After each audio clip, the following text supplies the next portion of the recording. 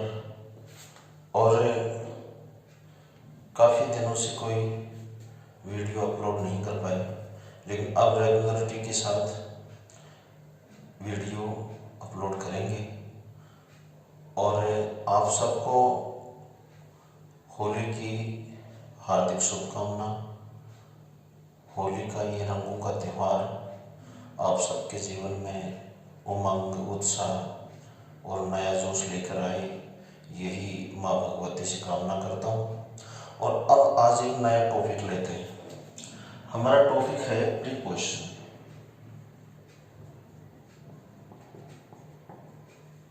Preposition, तो देखिए preposition के लिए मैं यदि सीधे सीधे शब्दों में इसके विषय में एक ही बात कहूँ कि शायद ऐसी कोई परीक्षा नहीं है, ऐसी कोई कंपटीशन एग्जाम नहीं है, या ऐसी कोई स्कूल एजुकेशन की कोई एग्जाम नहीं होगी जिसमें ये नहीं पूछा जाता।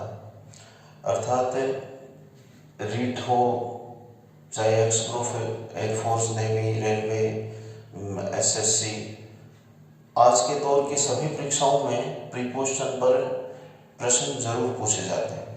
अब हम देखते हैं इसको कि ये होता क्या है। इसको समझ लेना तो बहुत ज़रूरी होता है इंग्लिश के स्टूडेंट के लिए। सही समय पर समय रहते इसको समझ लेना चाहिए, नहीं तो ये नुकसान करता है। देखिए, दो शब्दों से मिलकर बना है प्री प्लस पोजिशन। पहले थोड़ा समझ लेते हैं, फिर लिखेंगे इसके बारे में डिटेल और समझेंगे इसको कि टॉपिक वास्तव में क्या है। प्री का सीधा सीधा अर्थ होता है प्रथम, और पोजिशन का अर्थ लगाया जाता है स्थिति, प्रथम स्थिति। लेकिन किसकी प्रथम स्थिति?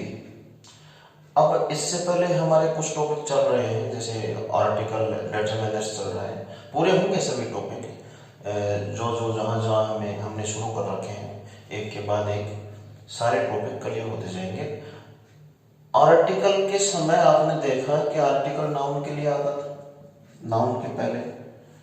इसका संबंध भी नाउन से है, प्रीपोजिशन का संबंध भी नाउन के साथ है। प्रथम स्थिति किसकी प्रकट की जाएगी? नाउन की प्रकट की जाएगी प्रथम स्थिति, नाउन की प्रथम स्थिति। अब नाउन को अगर हम डिफाइन करें कम से कम शब्दों में, तो वस्तु, व्यक्ति, स्थान। वस्तु, व्यक्ति, स्थान को मोटे रूप से हम नाउन बोल देते हैं। तो स्थिति बताएंगे, ऐसे शब्द जो स्थिति प्रकट करेंगे, स्थिति बताएंगे नाउन की, प्रीपोजिशन कहलाते हैं। अब देखिए, इसको ठीक से समझने का प्रयास कीजिए। हमारी क्या स्थिति है? हमारी क्या स्थिति है? यदि कोई इधर से गेट से आता है और हमें देखता है, तो हम कक्ष के अंदर हैं, हम घिरी हुई अवस्था में अंदर हैं। तो जब कोई घिरी हुई अवस्था में अंदर होता है, तो इस स्थिति को प्रकट करने के लिए इन का प्रयोग किया जाता है। इन प्रीपोजिशन है। अब जैसे मान लीजिए मेरे हाथ में डस्टर है और मैं इसको रख देता हूं, इसको मैंने मेज पे रख दिया, तो एक वस्तु ने दूसरी वस्तु को स्पर्श किया, स्पर्श करते हुए ऊपर है। इस पोजीशन को प्रकट करने के लिए ऑन का प्रयोग किया जाता है। हम प्रथम दृष्टया सबसे पहले, मैंने कहा ना कि इधर से कोई आता है, हमें देखता है, तो हमें सबसे पहले किस स्थिति में देखता है, वही हमारी प्रीपोजिशन है, वही हमारी प्रथम स्थिति है, वही हमारी वास्तविक स्थिति है। तो स्थिति को प्रकट करने वाले शब्द होते हैं प्रीपोजिशन। स्थिति में भी देखो बड़ा अंतर आ जाता है भाई। वर्ड को फिर लिख लेंगे, डेफिनेशन फिर लिख लेंगे, थोड़ा सा समझिए इसको। वर्ड को ये मतलब अलग अलग समान अर्थ देते हुए लगता है, लेकिन सब में व्यापक अंतर होता है। जैसे अभी ऊपर की बात करी थी हमने, ऊपर की बात करी थी, ओन माने विपर या ऊपर, ओवर माने विपर या ऊपर, अबोव माने विपर या ऊपर, एट माने भी पर या ऊपर, अपॉन माने भी पर या ऊपर। इतने सारे ऊपर के अर्थ हैं।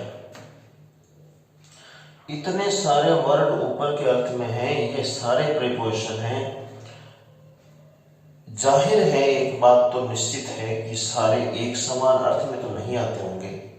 जहां ओन आना चाहिए वहां ओन ही आएगा, जहां ओवर आना चाहिए वहां ओवर ही आएगा, अबुक अपने स्थान पर आएगा, एट अपने स्थान पर आएगा और अपॉन भी अपने स्थान पर आएगा। यानी सबका हम यूज एक चाहे जिसका यूज हम नहीं कर सकते। तो एक ही अर्थ के लिए इतने सारे वर्ड उपलब्ध हैं प्रीपोजिशन में, ये कंफ्यूज करते हैं। इनको क्लियर करके अलग अलग रखना पड़ता है, नहीं तो ये कंफ्यूज करते हैं। जैसे अब देखिए जैसे ऊपर के इतने सारे, नीचे के भी, अंडर माने नीचे, बिलो माने नीचे, बेनेथ माने नीचे, डाउन माने नीचे, तो हम उसको भी समझेंगे। फिलहाल हमने लिख ही दिया है तो इनको थोड़ा थोड़ा समझ लीजिए। ओन कब आता है? ओन तब आता है ऊपर के अर्थ में, पर या ऊपर के अर्थ में, जब एक वस्तु दूसरी वस्तु के ऊपर स्पर्श करते हुए रखी हुई होगी। स्पर्श करते हुए, एक बार संक्षिप्त समझ रहे हैं कंपैरेटिवली ऊपर के अर्थ में, बाकी अलग से विस्तार से पढ़ेंगे हम एक एक करके वन बाय वन। हम ये नहीं है कि ओन का एकमात्र यही प्रयोग है, और भी है, उनको भी पढ़ेंगे हम। ओवर कब आता है? मान लीजिए ये डस्टर है, ये मार्कर है मेरे हाथ में और इसको मैं मेज पे रखूं। मार्कर और मेज एक दूसरे को स्पर्श कर रहे हैं तो ऑन आ जाएगा। Marker is on the table हो जाएगा, ठीक है। ओवर कब आता है? ओवर का अर्थ ऊपर के अर्थ में कब प्रयुक्त किया जाता है? अब आप समझिए इसको ठीक से। जैसे यहाँ एक मेज रखी हुई है, एक टेबल रखी हुई है, और उस टेबल के ऊपर यहाँ छत में एक कड़ी लगी है, और उस कड़ी में एक छाता लटका हुआ है, अम्ब्रेला छाता लटका हुआ है, मेज से तो ऊपर ही है। लेकिन यहाँ एक बात का ध्यान रखना पड़ता है, वो छाता मेज के ऊपर है, लेकिन वो जो मेज की हमारी जो सीमा है उसके अंदर अंदर ही ऊपर होना चाहिए, अर्थात ठीक ऊपर। ठीक ऊपर एक वस्तु दूसरी वस्तु के ठीक ऊपर हो, परंतु उसे स्पर्श नहीं करती हो। ठीक ऊपर हो, ठीक ऊपर हो, स्पर्श नहीं करे, स्पर्श नहीं करे, तब हम ओवर का प्रयोग करते हैं। चलिए ये हो गया। अभी हम इसको बाद में पढ़ेंगे विस्तार से। तो ऊपर के अर्थ में कंपैरेटिवली देख लेते हैं। जब हमने लिख ही लिया है अबव कब आएगा? अब मान लीजिए उस मेज को उठा करके यहां से मैं वहां रख दूं, तब भी वो छाता तो मेज से ऊपर ही है। अंतर क्या आ गया? ठीक ऊपर नहीं है, हटकर ऊपर है। ठीक ऊपर नहीं है, हटकर ऊपर है। तो ऐसी स्थिति में तो दोनों बात हो गई, स्पर्श भी नहीं कर रहा है, ठीक ऊपर भी नहीं है। एक वस्तु दूसरी वस्तु के ठीक ऊपर नहीं है तथा स्पर्श नहीं करता है, स्पर्श नहीं करे। चलिए ये हो गया। इस टाइप के क्वेश्चन बहुत आते हैं अबो के। कुल मिलाकर के मानिए कि अबो जब आता है तो ऊपर या नीचे की किसी एक वस्तु में स्थायित्व नहीं होता। पक्षी सिर पर से उड़ा, a bird flew away, a bird flew away, blank my head,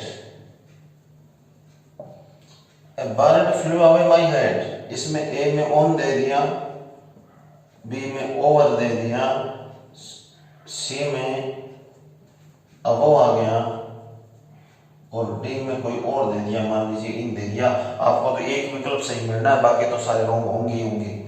तो हमें विचार करना पड़ेगा। अगर हम ऑन करते हैं तो पक्षी उड़ा नहीं, फ्लू अवे मन तो उड़ गया, सिर पर से उड़ गया। ऑन करने का मतलब तो पक्षी सिर को स्पर्श कर रहा है, सिर के ऊपर बैठा है। ओवर करने का मतलब है कि ठीक ऊपर पक्षी लटक रहा है सिर के ठीक ऊपर। जो ये भी नहीं हो सकता, ये भी नहीं हो सकता, अर्थात सिर के ऊपर आया था, पक्षी निकल गया, उड़ गया। तो ये स्थिति अबो की बनती है। ऐसे क्लाउड्स को लेके क्वेश्चन आ जाता है परीक्षा में। ऐसे ही एरोप्लेन को लेके क्वेश्चन आ जाता है फ्रिक्शन। तो ऐसे क्वेश्चन जब अबो को लेकर पुट अप हो तो ध्यान रखना, नीचे की वस्तु हो सकता है स्थायित्व रखती हो, ऊपर की वस्तु गतिशील हो सकती है अबो में, ओवर में नहीं होता ऐसा, दोनों वस्तुओं में स्थायित्व की बात होती है, ओन में भी लगभग स्थायित्व की बात होती है, लेकिन अबो में ऊपर की वस्तु गतिशील भी हो सकती है। चलिए एट की बात करते हैं। तो एट मानी पर या ऊपर, वास्तव में एट मानी पर या ऊपर होता ही नहीं है, आसपास होने के अर्थ में।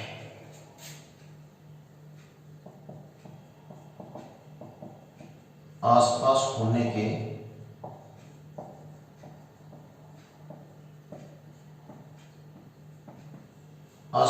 के अर्थ में, आसपास होने के अर्थ में एट आता है, आसपास होने के अर्थ में।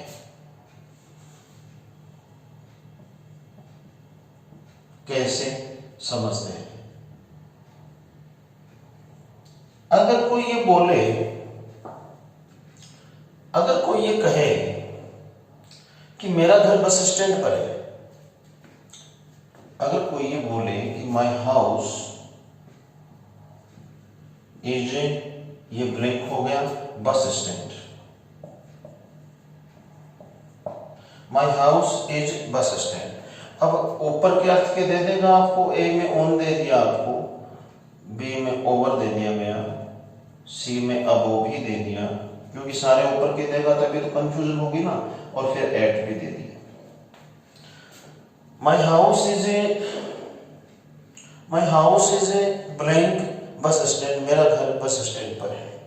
ऑन करोगे, अपने को तो 4 विकल्प पे विचार करना है, 5वें पे विचार भी नहीं करना है। और दूसरी बात यह है कि 4 में से 3 तो रॉन्ग है, एक ही तो सही है, वो हमारा उत्तर हो जाता है, बाकी 3 से हमें कोई मतलब नहीं होता, लेकिन विचार 4 पे करना ही करना है। 2 नाउन हो गए, मेरा घर और बस स्टैंड। अब बस स्टैंड पर घर है तो इसका मतलब ऑन करोगे तो मतलब हो जाएगा कि बस स्टैंड जिस पॉइंट को हम बोलते हैं, कोई बोर्ड है वहां लगा है, या फिर कोई ऐसा कोई कमरा बना है जिसे हम बस स्टैंड बोलते हैं, जिस पॉइंट को, उसके ऊपर स्पर्श करते हुए घर है, जो संभव नहीं, इसलिए ये तो नहीं आएगा। बस स्टैंड पर घर है, इसका ये मतलब भी नहीं कि घरों बस स्टैंड जिस पॉइंट को बोल रहे हैं उसके ऊपर लटक रहा है घर, ऐसा भी नहीं है। ओवर करोगे तो ऐसा हो जाएगा, तो ऐसा नहीं है। फिर अबो की बात करें तो भी संभव नहीं है, क्योंकि ऊपर की वस्तु स्थायी हो सकती है लेकिन दोनों स्पर्श नहीं करती, एक वस्तु दूसरी वस्तु के ऊपर होती है, तो ऐसा भी संभव नहीं। यानी घर बस स्टैंड पर होने का ये बिल्कुल तात्पर्य नहीं है कि बोर्ड के ऊपर या उस मकान के ऊपर स्पर्श कर रहा है घर, ऐसा कुछ नहीं है। बस स्टैंड पर घर होने का तात्पर्य है कि बस स्टैंड के आसपास में घर है, और आसपास की स्थिति को दर्शाने के लिए एट आता है, आसपास की स्थिति को दर्शाने के लिए एट का प्रयोग किया जाता है। तो इस बात का विशेष ध्यान रखना। एट मीन्स ऊपर होता ही नहीं है, बोला जाता है। एक बार किसी एग्जाम में पूछा गया था, मैं लिखता हूं, आप ध्यान दीजिएगा। I shall meet you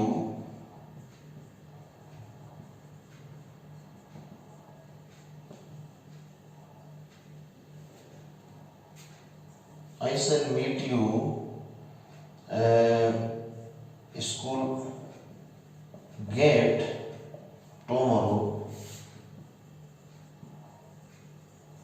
ये कह रहा है, मान लीजिए आप कह रहे हो या कोई भी कह रहा है, किसी से, दूसरे अपने फ्रेंड से कह रहे हो आप कि मैं तुम्हें स्कूल के गेट पर मिलूंगा, मैं कल तुम्हें स्कूल के गेट पर मिलूंगा। तो गेट पर मिलूंगा, और गेट पर मिलूंगा ओवर, गेट पर मिलने के लिए अबो, सी में अबो, और डी में एट, गेट पर मिलने के लिए एट। अब आप कौन सा ऑप्शन सिलेक्ट करते हैं? ठीक से इनकी कंपैरेटिवली तुलनात्मक रूप से आपने ठीक से समझा है, पढ़ा है, तब तो आप सही चयन करोगे। और अगर आपने ठीक से नहीं पढ़ा, माइंड नहीं लगाया, परीक्षा में क्या होता है, बस प्रेजेंस ऑफ माइंड ही तो है। अपना प्रेजेंस ऑफ माइंड यदि ठीक से सेटअप नहीं होता एग्जाम में, तो हल्की से गलती हो जाती है। और वो गलती हमें परेशान करती है।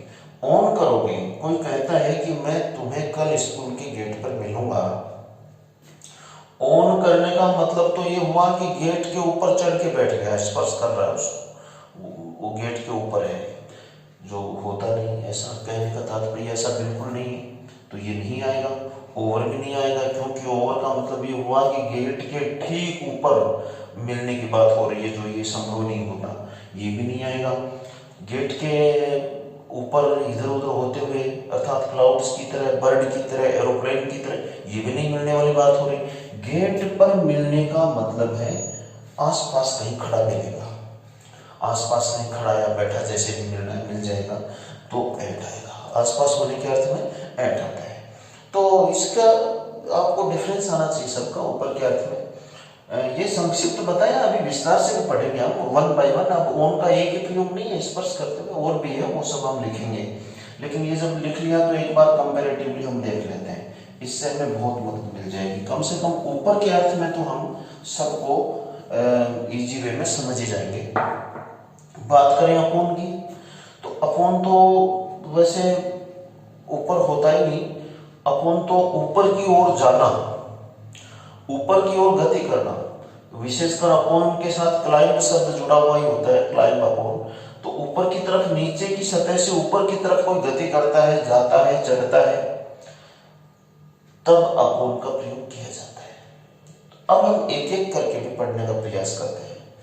लीजिए, सबसे पहले ओन को लीजिए, लेकिन पहले इसकी डेफिनेशन लिख लीजिए हल्के से आप, कम से कम शब्दों में। क्या होता है प्रीपोजिशन? क्या होता है प्रीपोजिशन? एक स्थिति प्रकट करने वाले शब्द होते हैं प्रीपोजिशन। किसी, लिखिएगा, किसी नाउन के साथ दूसरे नाउन का समय या स्थान का संबंध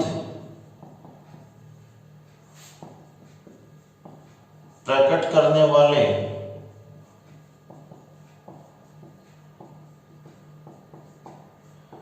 शब्दों को प्रीपोजिशन कहते हैं।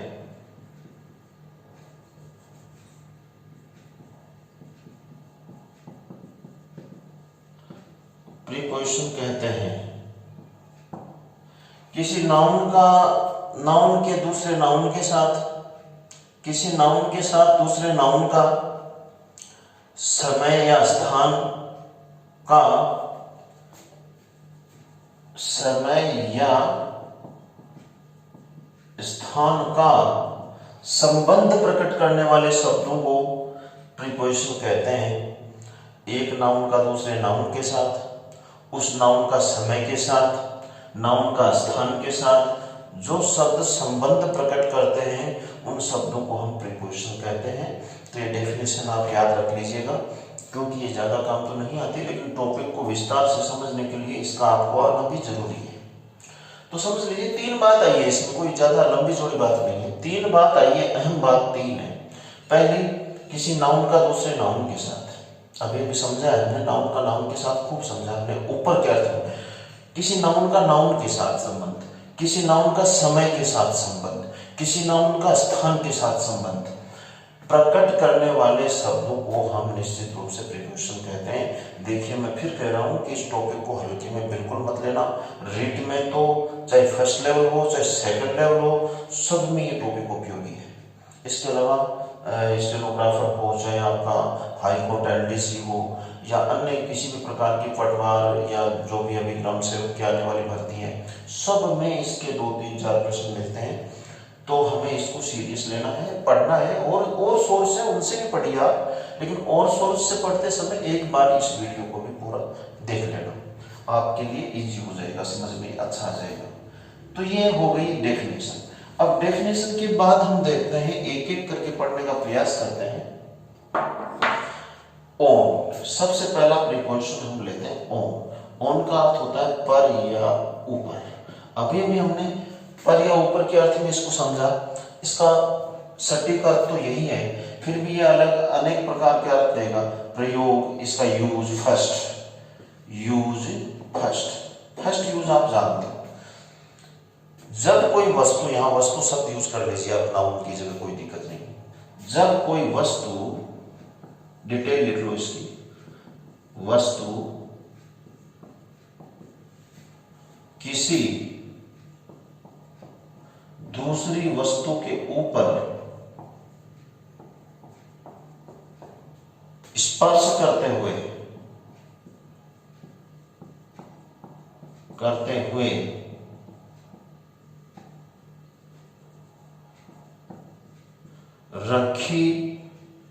हुई हो।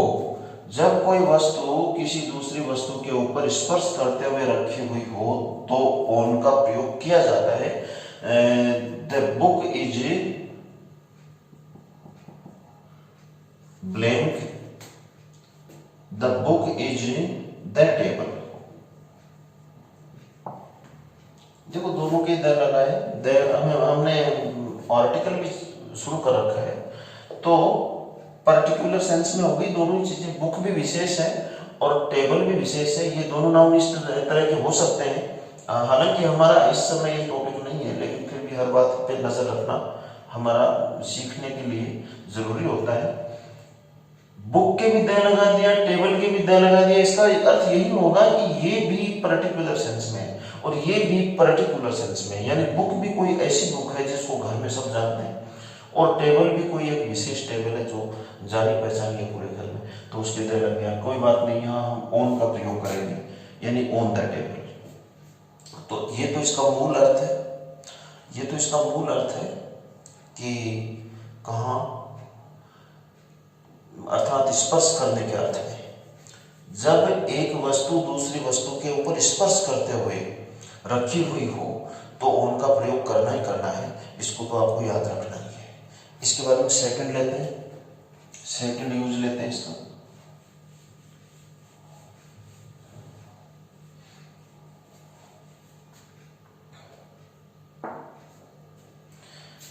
सेकंड यूज, इसका सेकंड यूज है दिन, दिनों के नाम तथा तारीख के पहले ऑन का प्रयोग किया जाता है, ऑन का प्रयोग किया जाता है। अर्थात just before day and date, just before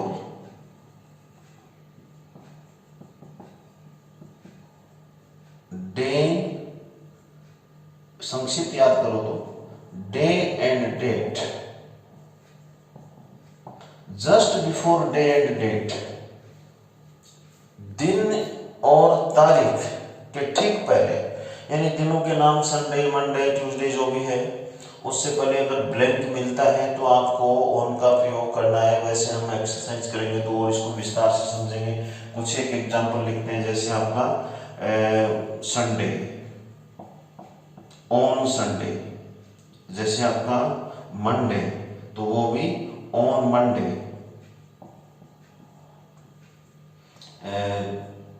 कोई भी तारीख लीजिए, जैसे 26 मार्च 2021, तो ऑन 26 मार्च 2021। कोई भी डेट लीजिए, ऑन 5 जून 2021, यानी कि डे एंड डेट के पहले ऑन का प्रयोग करोगे। इस बात को विशेष रूप से आपको ध्यान में रखना है। तो अभी तक जो समझा उसमें आपको याद है सारा।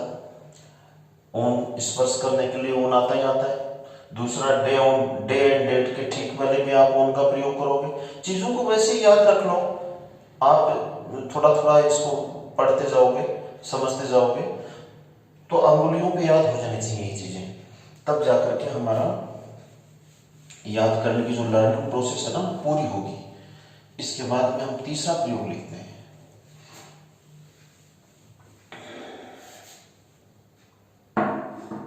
पर या ऊपर,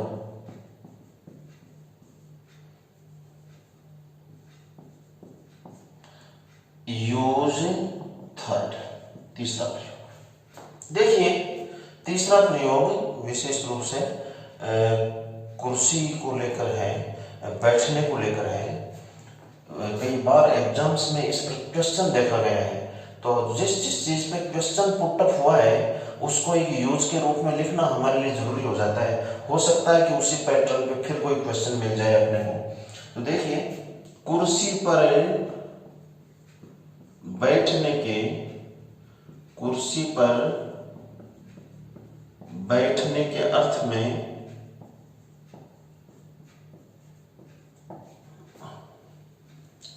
यदि कोई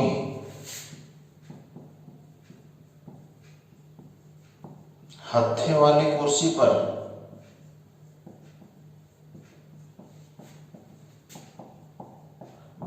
है तो इनका प्रयोग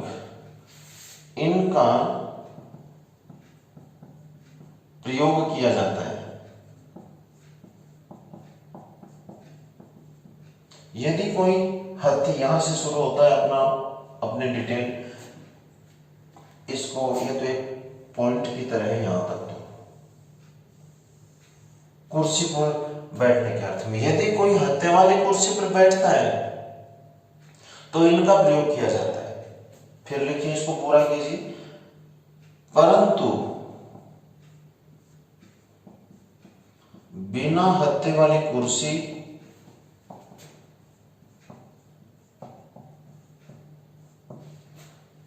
स्टूल,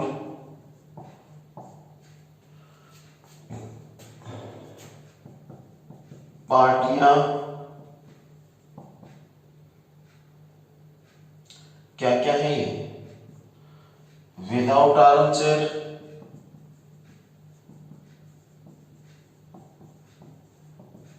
कोमा लगाइए, बिना हत्थे वाली कुर्सी। आर्म चेयर होती है हत्थे वाली कुर्सी, आराम कुर्सी, और विदाउट आर्म चेयर बिना हत्थे वाली कुर्सी। और दूसरा क्या है, स्टूल और पाटिया यानी बेंच। क्या क्या है, बिना हत्थे वाली कुर्सी, स्टूल, पाटिया आदि पर बैठने के अर्थ में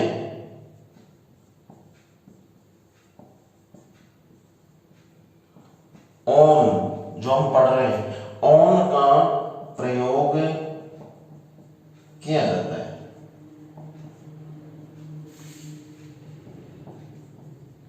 देखिएगा, ये जॉइंट प्रयोग है, इन और ऑन दोनों का साथ चलने वाला जॉइंट प्रयोग है। जब हम इन पढ़ेंगे तब भी इसका जिक्र हमें करना पड़ेगा, संक्षिप्त करना पड़ेगा। तो ध्यान में रखने की बात है, इसमें कोई विशेष बात नहीं है। इसमें एक नॉर्मल सी बात आई है कि यदि कोई हत्थे वाली कुर्सी पर बैठा है, कुर्सी के हत्थे लगे हों, हाथ टिकाने वाले हत्थे जिन पे हम बैठ के हाथ टिकाते हैं, अगर वो लगे हैं तब तो इन आएगा, तब तो इन आएगा। बैठने के अर्थ में इन आएगा यदि हत्थे वाली कुर्सी है तो। और यदि परंतु बिना हत्थे वाली कुर्सी, स्टूल और पाटिया, पाटियों को बेंच कहते हैं जिसपे हम लंबा होता है, जिसपे 3 4 5 विद्यार्थी बैठ जाते हैं, कक्षाओं में अक्सर मिलते हैं बेंच। तो बिना हत्थे वाली कुर्सी, without arm chair, stool, bench, इन सब पर बैठने के अर्थ में उनका प्रयोग किया जाता है। तो इसको विशेष रूप से ध्यान में रखना। अब हम इसका एक एग्जाम्पल लिखते हैं जिसमें सारा दोनों एक साथ आ जाए। तो लिखिएगा, इसको मिटा देते हैं।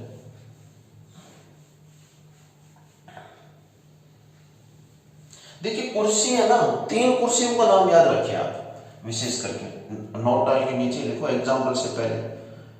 3 कुर्सी, 3 कुर्सी कौन सी हुई, एक तो आराम चेयर, एक व्हील चेयर और एक इजी चेयर, और नाम दे रखा होता है। Arm chair, wheel chair, easy chair सभी का अर्थ होता है आराम कुर्सी। तीनों का मिला मिलो के अर्थ आराम कुर्सी लगाया जाता है। इन पर बैठने के अर्थ में इन आता है। और इसके अलावा एक नोट और डाल लीजिए, जो अभी अभी हमने लिखी भी थी बातें, कौन कौन सी है? तीन चीजें हमने लिखी थी, जो विदाउट आर्म चेयर,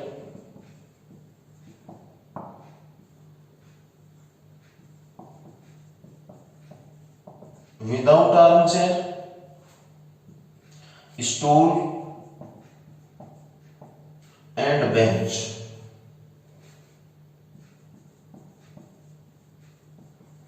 इन सब पर बैठने के अर्थ में ऑन का प्रयोग किया जाता है। तो इनको नोट डाल के भी लिख लीजिए आप, ये नोट फर्स्ट हो जाएगा, ये सेकंड, ये तीन तीन नाम याद रख लीजिए। यदि इनमें से कोई नाम मिलता है बैठने के अर्थ में तो निश्चित रूप से इनका प्रयोग करेंगे। इनमें से कोई सा नाम मिलता है आपको तो आप उनका प्रयोग करेंगे। तो देखिए मैं आपको एक एग्जाम्पल देता हूँ जिसमें दोनों ही आ जाते हैं। ये मिटा के लिखते हैं हम।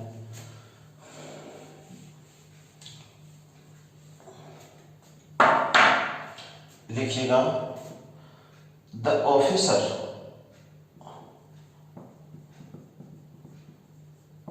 was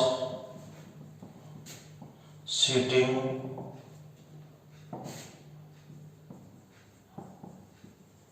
armchair but his servants were sitting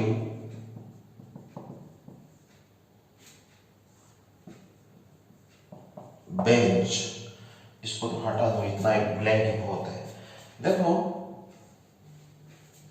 double blank है ना, तो ऑप्शन में भी डबल ही मिलेगा ना। ए में आपको दे दिया गया इन और ऑन, बी में आपको दे दिया गया ओवर और इन, सी में आपको दे दिया गया अबो और एट, और डी में आपको दे दिया गया ऑन और इन। हमारे पास ये ऑप्शन है।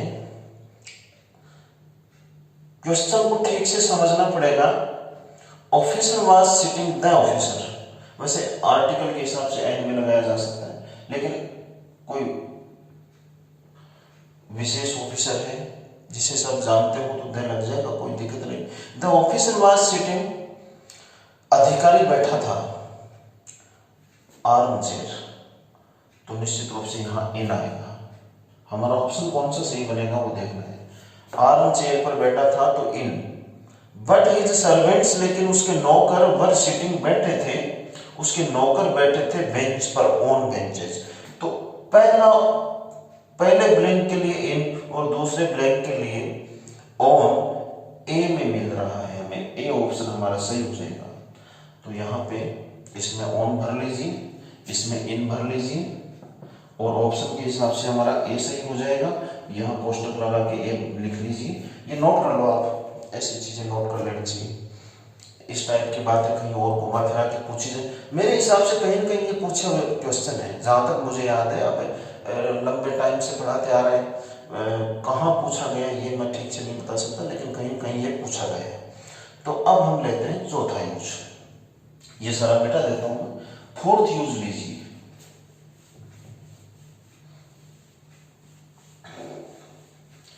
फोर्थ यूज में देखिएगा,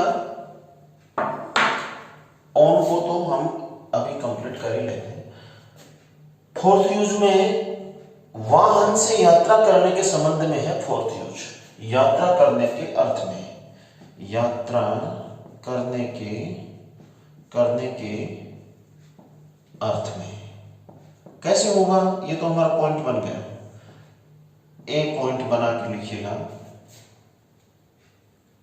वाहन के अंदर बैठकर, ये भी जॉइंट यूज है और ट्रिपल है, तीन, वो तो दो ही था, ऑन और इन।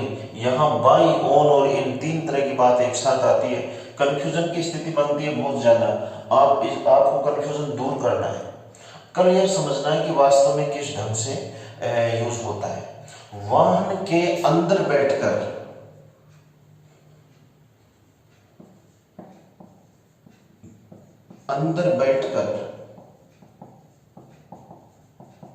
यात्रा करने पर वाहन के अंदर बैठकर यात्रा करने पर बाई का प्रयोग किया जाता है। बाई का प्रयोग किया जाता है। देखिएगा हम ऑन पढ़ रहे हैं लेकिन ये जॉइंट यूज है तो हमें साथ में जो जॉइंट चीजें हैं वो भी पढ़नी पड़ेंगी। जब बाई का हम लिखेंगे तब भी इसको दोहराएंगे संक्षिप्त। तो वाहन के अंदर बैठकर यात्रा करोगे तो आप बाई का प्रयोग करोगे, कोई दिक्कत नहीं। बाई बस, बाई ट्रेन, मैं बाई बस से ही गया हूँ या आया हूँ ऐसे बोला भी जाता है तो बाई का प्रयोग किया जाता है, कोई दिक्कत नहीं। फिर बी में आ जाइए आप। स्वयं के वाहन के, स्वयं के वाहन के अंदर बैठकर यात्रा करने पर इनका प्रयोग किया जाता है। इनका प्रयोग किया जाता है। स्वयं के वाहन के अंदर बैठकर यात्रा करोगे तो इन, बाई माई कार नहीं बोल सकते आप, by my in my car बोलोगे आप। यानी खुद की कार है उसमें बैठ के जा रहे हो तो इन माई कार बोलना है।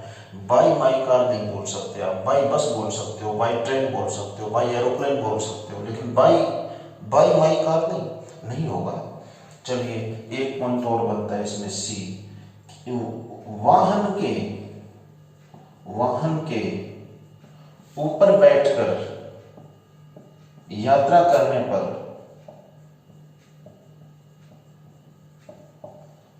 ऑन का प्रयोग किया जाता है।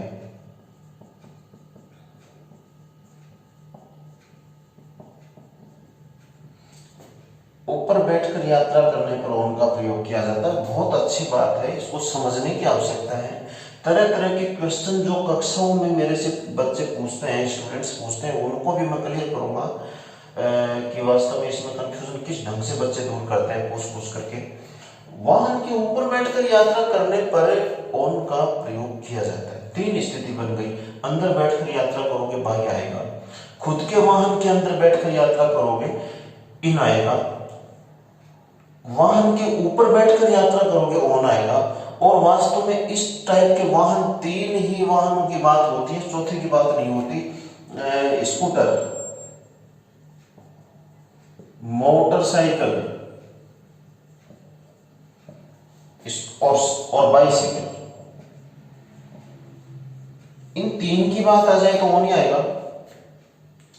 मतलब आप बोलते हो कि मैं बाई मोटरसाइकिल आया या गया, बाई मोटरसाइकिल बोलने का मतलब तो है आप मोटरसाइकिल के अंदर बैठ घुस के गए, तो संभव नहीं है। ऑन मोटरसाइकिल बोलना पड़ेगा, ऑन बाइसिकल बोलना पड़ेगा, ऑन स्कूटर बोलना पड़ेगा। अब जब मैं कक्षा में पढ़ा रहा होता हूँ कोचिंग क्लास में या स्कूल में कहीं भी, तो बच्चे यहाँ क्वेश्चन कर लेते हैं कि सर बस के ऊपर बैठ जाए तो भाई बस के ऊपर बैठना अलाउ नहीं है कानूनन। फिर भी अगर कैरियर लगा है तो इन ही आएगा, अगर कैरियर नहीं लगा है तो ऑन आएगा। लेकिन बस के ऊपर बैठना कानूनन अलाउ नहीं होता। कई बच्चे पूछ लेते हैं सर ट्रैक्टर के अंदर बैठ जाए। ट्रैक्टर एक कृषि कोई वाहन नहीं है, कोई वाहन नहीं है। ट्रैक्टर एक कृषि का उपकरण है। कुल मिलाकर के बहुत सी बातें इसमें जब पढ़ाया जाता है तो बच्चे पूछते हैं, सारी चीजों को क्लियर कीजिएगा। अब इसमें कई बार ऐसे प्रश्न भी पूछते हैं बच्चे कि मोटरसाइकिल स्वयं का ही हो, तो वही तो स्वयं का ही होता है। बस सार्वजनिक होती, राजस्थान सरकार की होती है, भारत सरकार की होती है, लेकिन ये थोड़ी होता है तो स्वयं का होता है। लेकिन स्वयं का वाहन ऊपर बैठने का है तो ऑन आएगा, स्वयं का वाहन अंदर बैठने का है तो इन आएगा। अगर आप किसी सार्वजनिक वाहन से यात्रा कर रहे हो, बड़े वाहन से यात्रा कर रहे हो तो बाई आएगा। इन तीनों को अलग अलग याद रखो। विशेष करके तीन शब्दों को तो यहाँ भी आप नोट कर डाल के लिख लिया करो। तीन शब्दों को तो क्लियर याद रखना है। इनके ऊपर बैठकर आने जाने की कहीं बात कही गई हो तो निश्चित रूप से ऑन का प्रयोग करें, बाई का नहीं करें। एक एग्जाम्पल लिखते हैं और उस एक एग्जाम्पल में तीनों बातें क्लियर हो जाएंगी।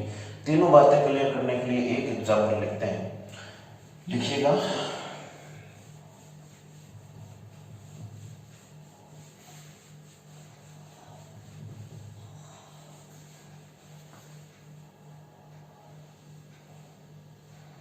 फोर्थ यूज हो गया अपना।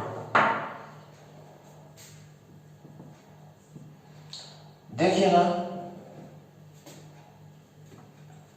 My father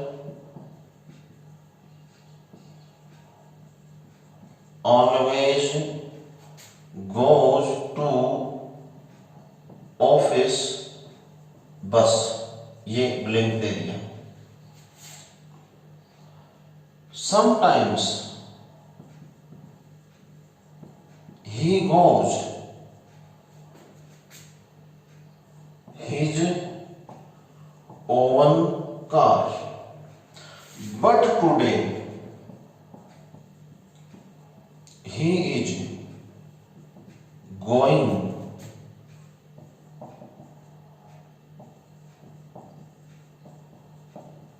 motorcycle. But today he is going his motorcycle.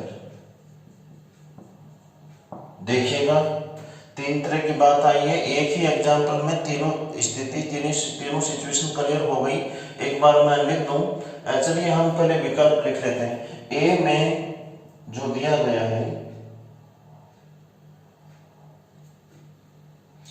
Bye, इन और ऑन, बी में इन, ऑन और टू, सी में इन,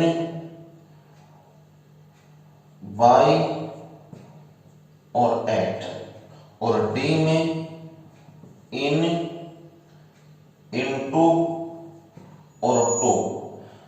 अब हमारा एक विकल्प सही होना है क्योंकि तीन तीन ब्लैंक हैं, तो प्रत्येक में तीन तीन प्रिपोजिशन भी दिए हुए हैं।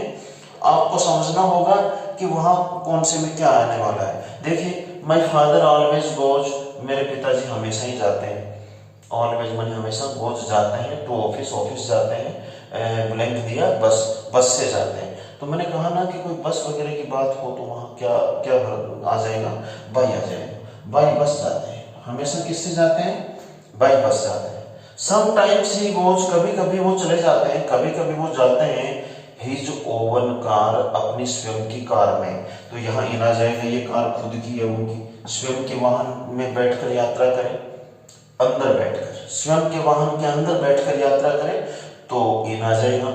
लेकिन इसने लिखा है कि बट टुडे, लेकिन आज ही इज गोइंग, आज वो जा रहे हैं, हिज मोटरसाइकिल, आज वो अपनी मोटरसाइकिल पर जा रहे हैं, तो ऑन। तो ये बाय, इन और ऑन क्रम से जिस ऑप्शन में दिया है वो आपका आंसर हो जाएगा।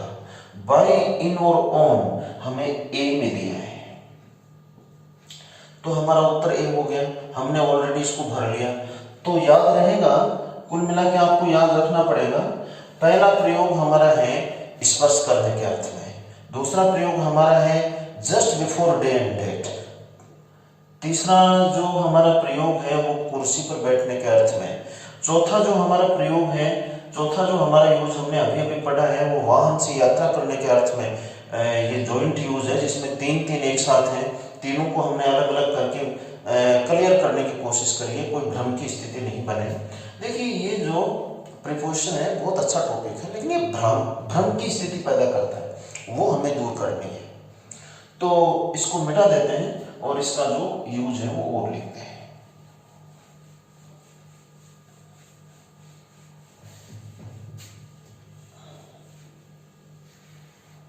यूज 5,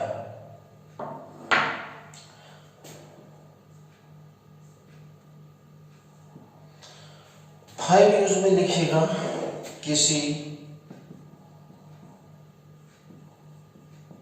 पुस्तक, कविता,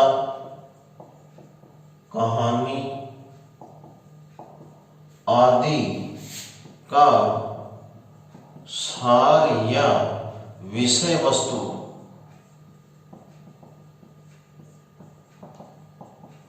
बताने के लिए ऑन का प्रयोग किया जाता है, ऑन का प्रयोग किया जाता है।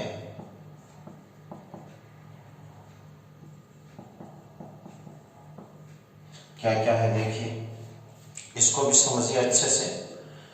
किसी पुस्तक,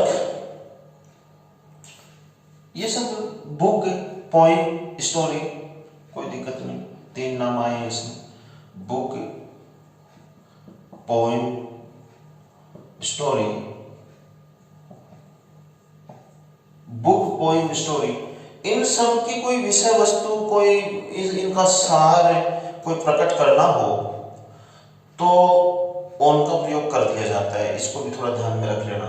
ये जो मैंने जितने यूज आपको बना के दिखाए हैं ना, ये सारे के सारे कहीं ना कहीं एग्जाम में क्वेश्चन पुटअप हुआ है इन पर, वही आपको लिखवाए, यानी कि जो बार बार पूछे जाते रहे हैं, इसको भी आप ध्यान में रखिएगा। जैसे बुक की बात करें तो जैसे मैं एक एग्जाम्पल लेता हूं, दिस बुक इज ये blank English grammar.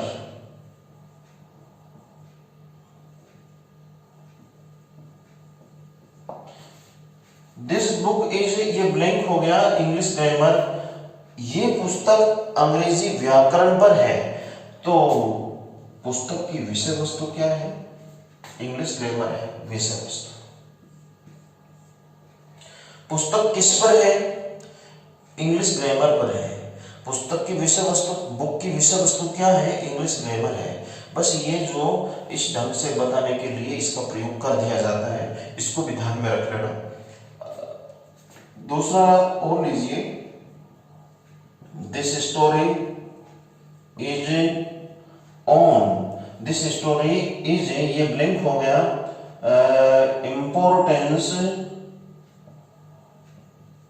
importance of honesty,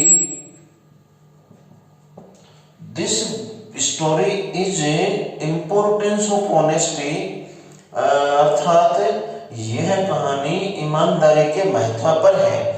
तो ऑन इम्पोर्टेंस ऑफ ऑनेस्टी, ये कहानी ईमानदारी के महत्व पर है। तो बात लगभग समझ में आ गई होगी कि किसी वस्तु, कोई विषय वस्तु प्रकट करने के लिए, किसी पुस्तक की विषय वस्तु प्रकट करने के लिए, किसी कविता वगैरह के बारे में बताने के लिए कि वो किस पर है, विषय वस्तु या सार बताने के लिए, थीम बताने के लिए, प्लॉट बता, तो ये सब चीजें, इन सब चीजों के लिए ऑन का प्रयोग किया जाता है। अब आपके समझ में आ गया होगा, एक बार इसको रिपीट कर लेते हैं हम, संक्षिप्त रिपीट कर लेते हैं कि क्या क्या हमने जाना है, क्या क्या समझा है उनके विषय में। हमने ऊपर के अर्थ में तो कंपैरेटिवली सब कुछ समझा था, ऊपर के अर्थ में कंपैरेटिवली देखा था आपने, यानी कि ओन मानी ऊपर, ओवन मानी ऊपर, अबो मानी ऊपर, एट मानी के ऊपर का अर्थ लगाया जाता है, अपॉन मानी के ऊपर, ये सब हमने समझा था। और फिर हमने इसका इंडिविजुअल जो इसके यूजेज और होते हैं वो भी हमने समझे।